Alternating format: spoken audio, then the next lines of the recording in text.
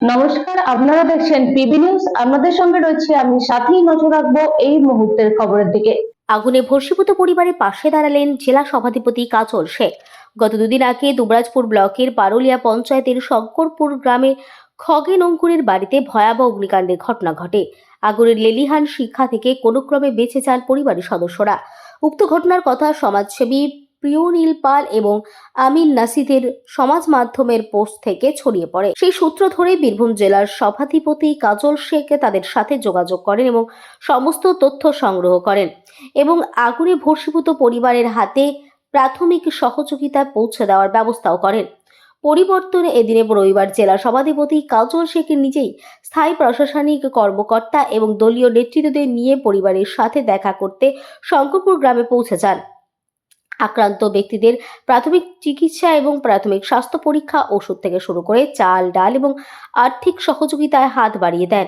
সভাধিপতির সাথে উপস্থিত ছিলেন বীরভূম জেলা পরিষদের খাদ্য কর্মাধ্যক্ষ অরুণ চক্রবর্তী, জেলা পরিষদের সদস্য মুনমুন ঘোষ, দুবরাজপুর পঞ্চায়েত সমিতির সভাপতি স্বপন মণ্ডল, সমাজসেবী কৌশিক দে, সুমন পাহাড়ি সহ বিশিষ্ট ব্যক্তিত্বরা। আমরা সবই ছিলাম, আমরা এরিয়ার মানুষ, প্লাস আমাদের এই যারা সোশ্যাল ওয়ার্কার সবসময়ের জন্য এই কাজটাকে যারা বেছে নিয়েছে, ব্রত হিসেবে নিয়েছে, তারা সবাই এসেছে। এরিয়ার গ্রামের মানুষরা আছে, আপনাদের পাশে আমরা সবাই আছি। আমাদের মাননীয় মুখ্যমন্ত্রী মমতা বন্দ্যোপাধ্যায় আমাদের পাশে আছে,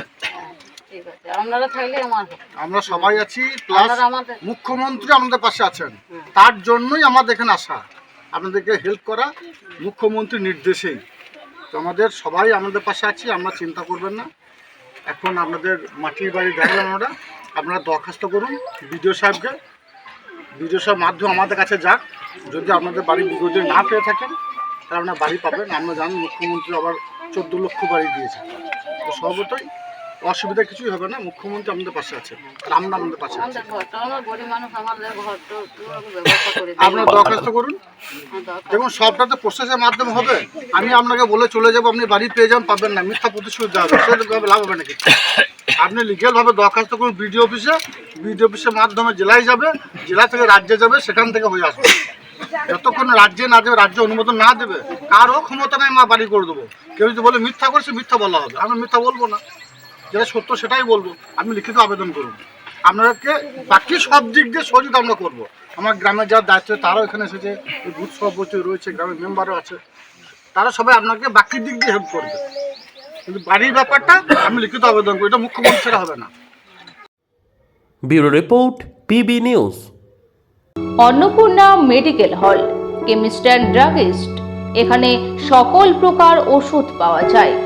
নবাবহাট মোড়, পূর্ব বর্ধমান। যোগাযোগ করুন 6295528655 অথবা 7602347696।